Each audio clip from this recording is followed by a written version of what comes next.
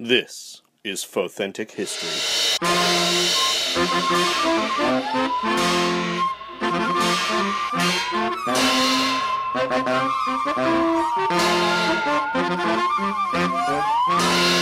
Hello and welcome to the show. I'm Holly Fry. And I'm Bryan Young. And today we are going to talk about one of the galaxy's oldest professions. Keep your mind out of the gutter. We are talking about bounty hunting. Almost everyone who has studied the history of the Galactic Republic, even in passing, has a favorite bounty hunter. I don't think it's any secret who mine is. Who is yours? Just for those who might keep it a secret. Greedo. I love him so much. And for many, the appeal of their sort of dangerous but guided by their own code lives makes bounty hunters inherently. So first, we should clarify what a bounty hunter in the Galactic Republic actually did. Generally speaking, a bounty could be issued on a criminal by a government entity, such as a local municipality, or in the case of serious crimes, by the Galactic Republic or the Empire. Corporations could also issue bounties, as could individuals. The bounty also specified a reward sum for capture or kill of the target named in the bounty. And bounties were posted to the Bounty Hunters Guild, where hunters could then pursue opportunities in order to collect a paycheck. Yeah, they weren't posted exclusively to the Bounty Hunters Guild, and we'll talk a little bit about that coming up. But because... I was going to say, I imagine there's a lot of freelance going on. A little bit, yeah. And because of the nature of the work, there were often a lot of misconceptions about bounty hunters throughout their time in the Galactic Republic, and the Guild worked pretty hard to try to clear them up, although they did persist just the same. For one, bounty hunters were adamant that they were not murderers or assassins, and I can understand why people would think that. Sometimes I think it. But they didn't kill unlawfully, and they didn't work for religious or political reasons. They would not deliberately kill an innocent person, and they were bound by the laws of the Republic or the Empire later, and they were most assuredly not freelance soldiers. Yeah, this was a big problem. Like, they could possibly be part of a political agenda if they were hired, but they themselves carried none of their politics into the job. And bounty hunting, as in terms of history, was around, of course, long before the Galactic Republic. As I said earlier, it is one of the oldest professions of sentient beings, because as soon as societies form, so do disputes, and consequently so do crimes. And by the time the various cultures that formed the Galactic Republic came together, bounty hunting was already an established profession, from the core out to the farthest reaches of the Outer Rim and even beyond. It kind of makes sense, actually, when you think about it that way, where it's like you've got all these cultures coming together and they need some uniform set of like ways to enforce things. It makes some sense. So the history of the Bounty Hunters Guild is lengthy, more than 25,000 years. While many of the details of various events and disputes have been lost to time, at some point, the Guild developed a museum and a library and appointed one of their own to act as steward of those entities. So most of what we know now is from the writings of Kennick Weo, acting as the chief steward of the Bounty Hunters Guild Museum and Library.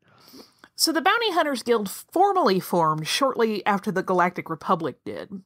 But even before that, there was some level of cooperation among bounty hunters, with alliances and loose teams sort of forming organically. And once the Guild came together, those casual business partnerships slowly began to be codified.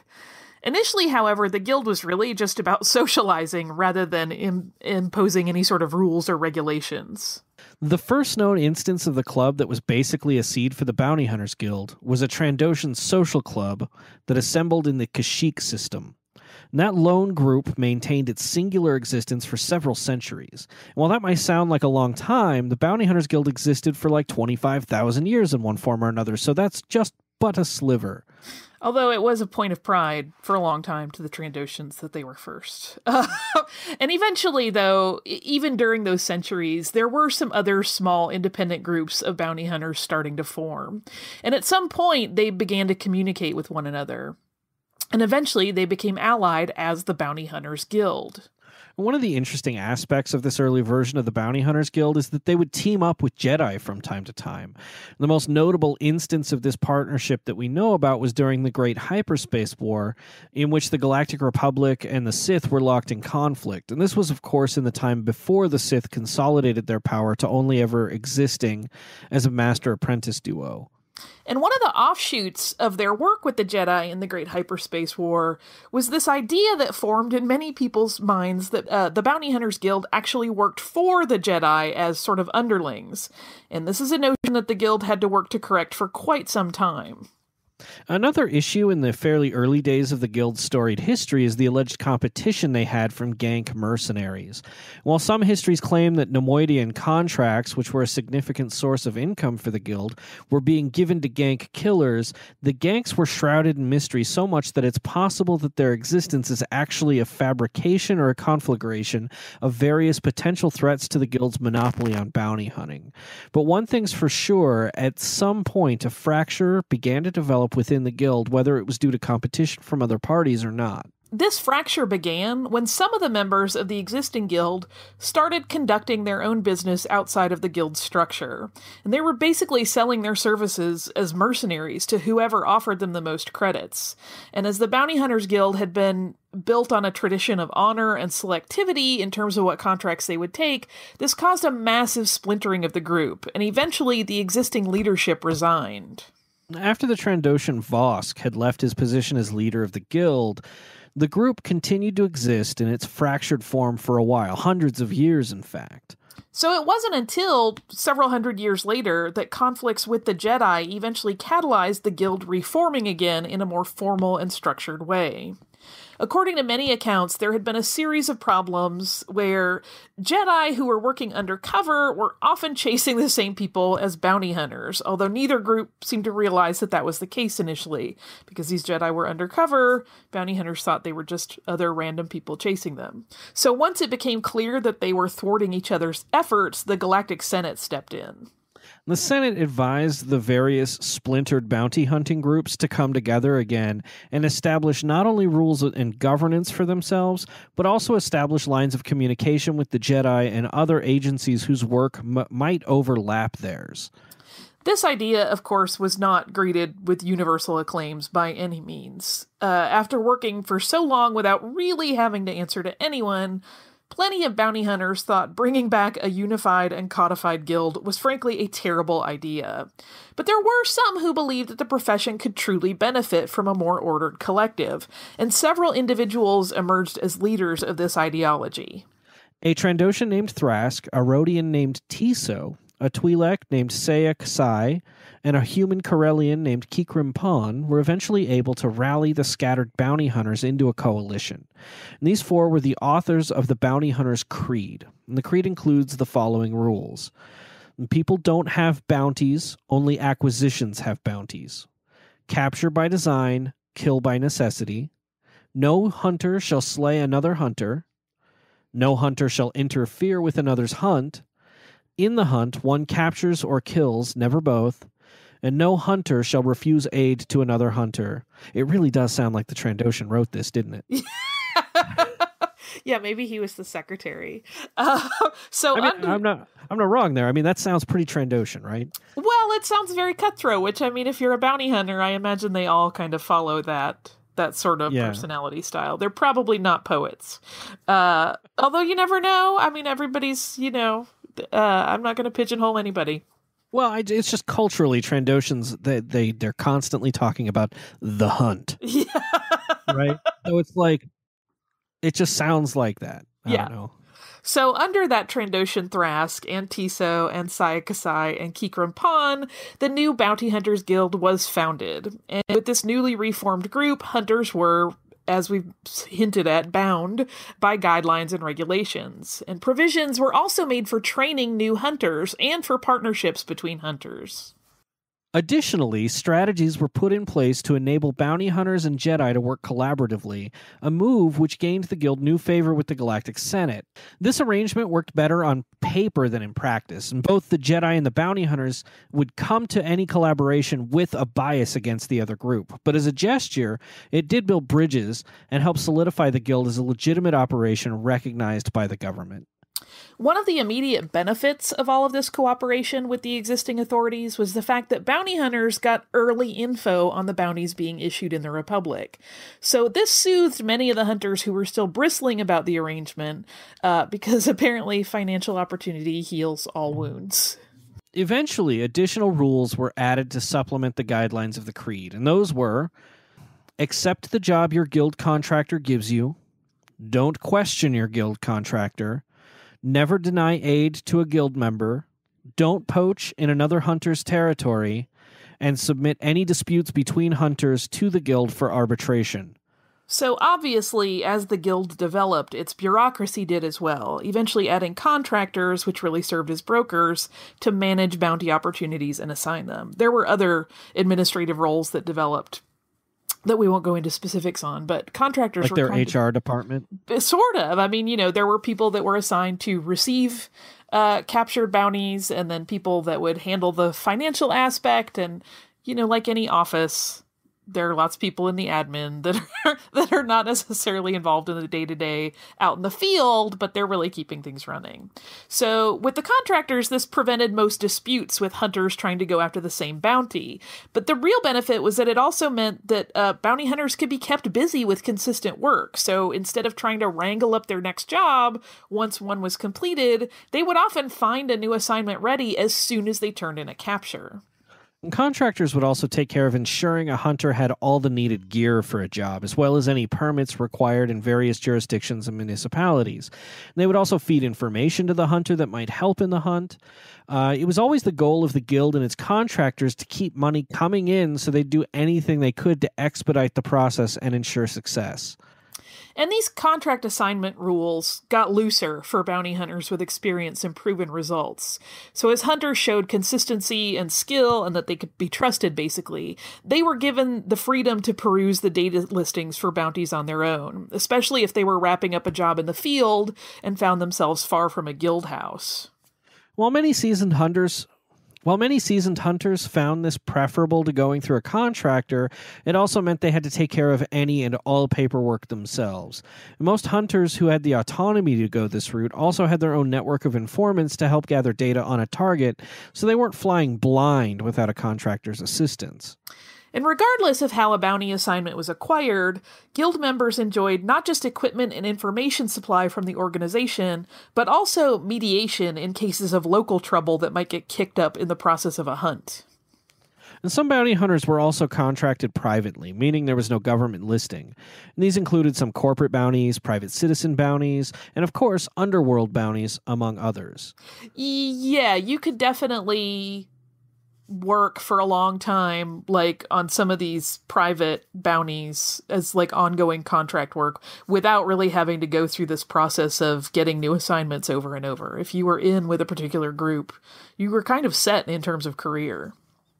Which is probably where, Boba Fett probably, I wonder how sweet that deal was with the Hutts. Right? Probably quite sweet. In the event of disputes, a tribunal called a Hunter's Lodge, consisting of at least 6 members, would be called to assess the situation and dole out punishment. So while most conflicts were fairly minor, it was really just like personality conflicts and skirmishes between members. More serious accusations could result in expulsion from the guild and a life outside its protections, which often meant that the guilty party met a bad end.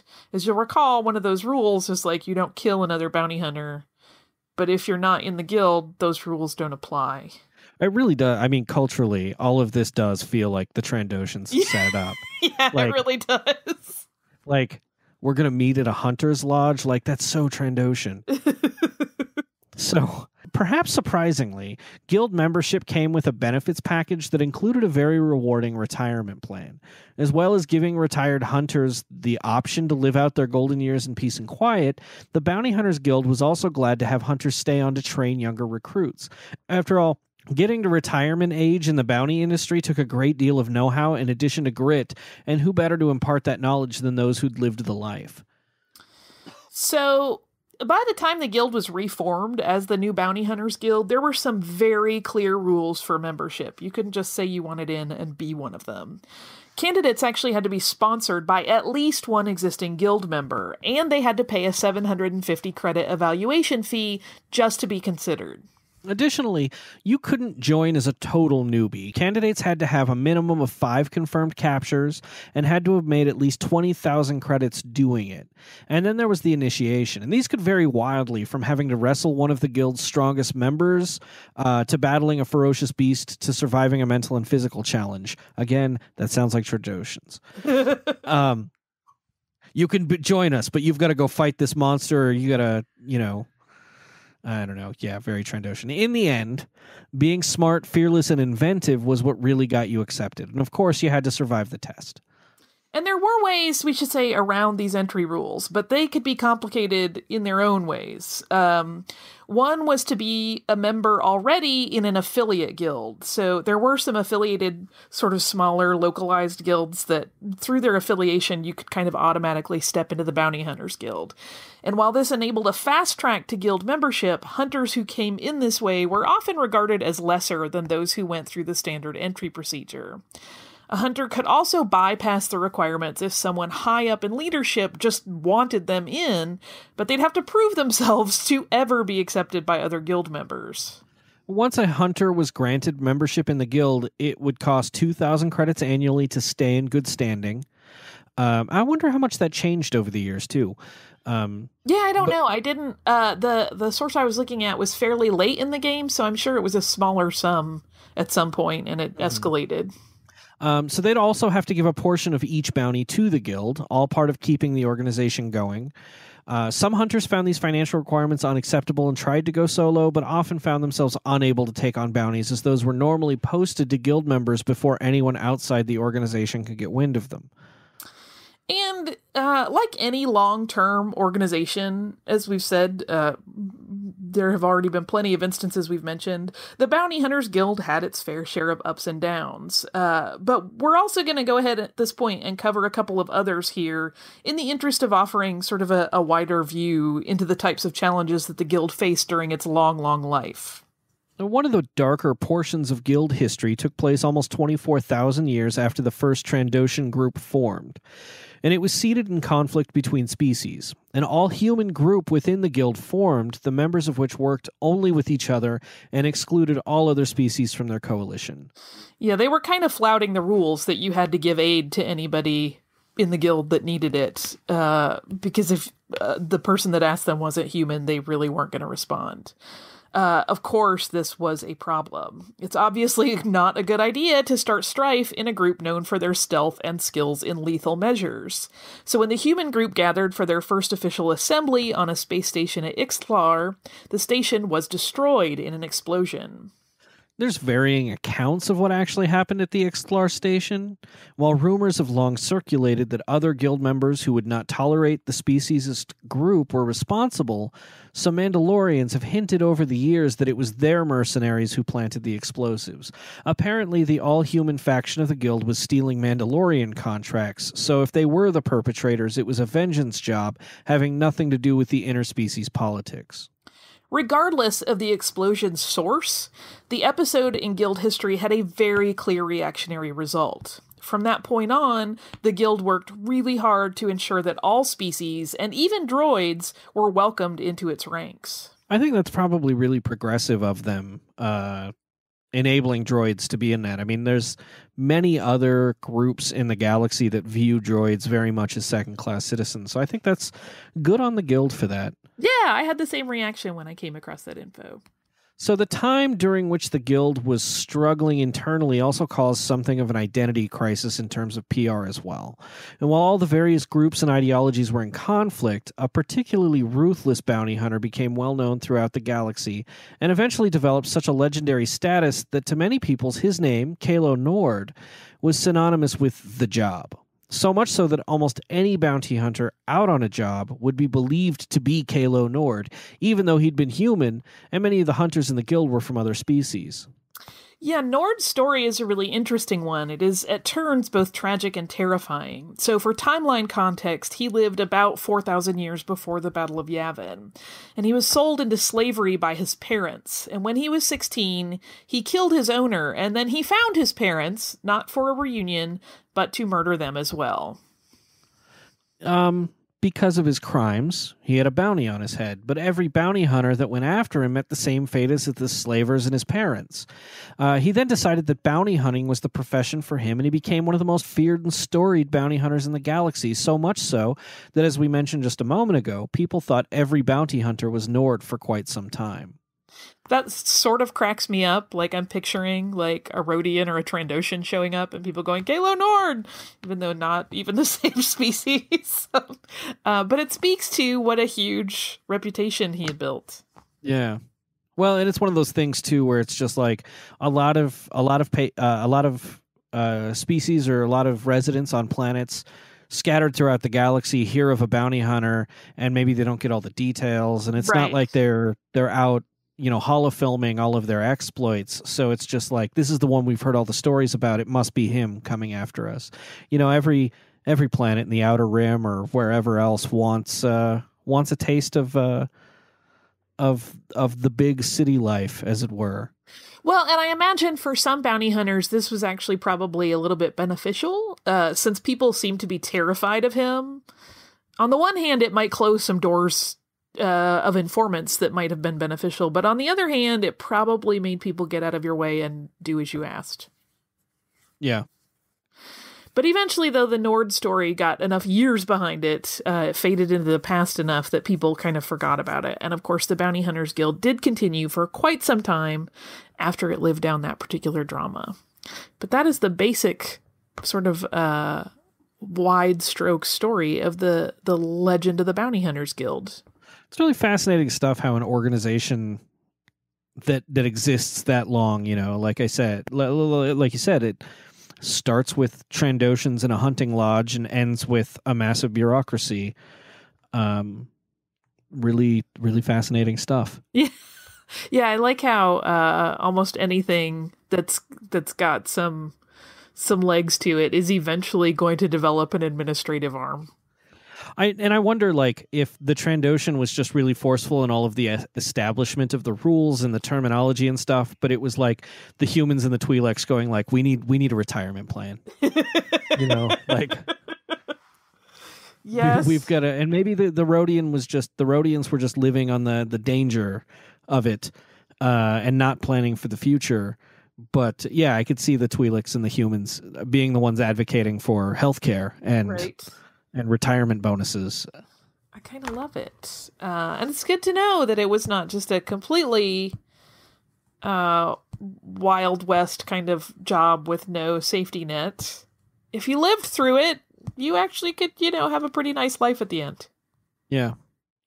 So we don't have any mail this week. We don't. Do you want me to make some up? No. Okay. No. But if you would like to leave us some mail about any of the histories we've brought to you, you can go to fauthentichistory.com and there's a contact form and you can send us mail that way. How can people get a hold of you, Holly? I am on Twitter at surliestgirl. How about you? I'm on Twitter at swankmotron. And that's how you can get a hold of us. If you want to subscribe to the show, you can do so on iTunes, Stitcher, or wherever else podcasts are available. We're now listed on Google Play as well. If you could rate and review the show, we would certainly appreciate that. And you can find a backlog of all of our episodes at fauthentichistory.com. So is there anything else for this episode, Holly? No, just my undying love of Greedo. I know Greedo's your favorite. I would have to say, I think mine's kind of a toss-up between like Cad Bane and like Cad Bane. I really like Cad Bane. I think he did some really great work.